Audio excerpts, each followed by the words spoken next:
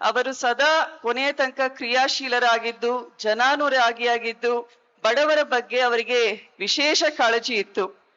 ಒಂದು ಇನ್ಸಿಡೆಂಟ್ ನಾನು ಹೇಳ್ಬೇಕು ಅಂದ್ರೆ, ನಾನು MP ಆದ್ಮೇಲೆ ಒಂದು ಸಾರ್ವಜನಿಕ ಕಾರ್ಯಕ್ರಮಕ್ಕೆ ನಮ್ಮ ವಾರ್ಡ್ನಲ್ಲಿ ಹೋದಾಗ, ಆವಾಗಿನ ಸಂದರ್ಭದಲ್ಲಿ ಒಬ್ಬ ನಮ್ಮ ಕಾರ್ಪೊರೇಟರ್ ಈ ವಿಷಯವನ್ನ ಹೇಳ್ಕೊಂಡ್ರು.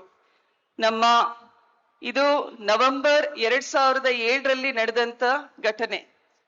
ನವೆಂಬರ್ 27, 2007. ಆ ಸಮಯದಲ್ಲಿ ಅಪ್ಪಾಜಿಯವರು ಕರ್ನಾಟಕ ರಾಜ್ಯೋತ್ಸವ ಕಾರ್ಯಕ್ರಮಕ್ಕೆ ಗೆಸ್ಟ್ ಆಗಿ ಅಲ್ಲಿ ಹೋದಾಗ, ಒಬ್ಬ ತಾಯಿ ತನ್ನ ಮಗುವಿನ ಹಾರ್ಟ್ ಆಪರೇಷನ್ಗೆ 25,000 ದುಡ್ಡು ಸಾಲದಾಗ್ತಾ ಇದೆ, ಅಪ್ಪಾಜಿ ಅವರೇ ನೀವು ಕೊಡಿ ಅಂತ ಕೇಳಿದ್ರು. ಸಾರ್ವಜನಿಕ ಕಾರ್ಯಕ್ರಮದಲ್ಲಿ ಅಪ್ಪಾಜಿ ಅವರು ವಾಗ್ದಾನ ಮಾಡಿದ್ರು, ಆಯ್ತಮ್ಮ ಕೊಡ್ತೀನಿ ಅಂತ. ಅದಾದ ನಂತರ ನವೆಂಬರ್ 28ನೇ ತಾರೀಕು ನಮ್ಮ ಅತ್ತೆಯವರು ತೀರ್ಕೊಂಡ್ರು.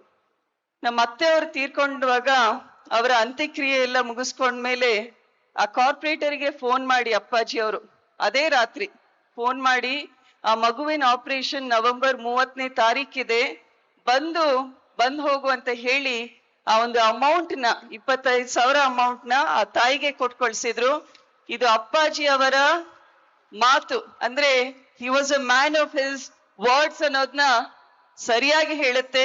ಮತ್ತು ಆ ಒಂದು ದುಃಖದ ವಾತಾವರಣದಲ್ಲಿ, ನೋವಿನ ವಾತಾವರಣದಲ್ಲಿ ಆ ಬಡ ತಾಯಿಯ ಒಂದು ನೋವನ್ನು ಕೂಡ ಅಪ್ಪಾಜಿಯವರು ಅರ್ಥಕೊಂಡು ತಮ್ಮ ಕೊಟ್ಟ ಮಾತಿನಂತೆ ಅವರು ನಿಲುವು ತಗೊಂಡ್ರಲ್ಲ, ಅದು ನಿಜವಾಗ್ಲೂ ಕೂಡ ಈಗ್ಲೂ ನನಗೆ ಹೇಳುವಾಗ ಬಹಳ ಹೆಮ್ಮೆ, ಮತ್ತೆ ಅವರ ಒಂದು ಎತ್ತಿದ ಒಂದು ಗುಣವನ್ನ ನಮಗೆ ಹೇಳ್ಕೊಡುತ್ತೆ ಅಂತ ಬಹಳ ಹೆಮ್ಮೆಯಿಂದ ಅವರ ಸೊಸೆಯಾಗಿ ನಾನು ಹೇಳಿಕ್ ಬಯಸ್ತೀನಿ.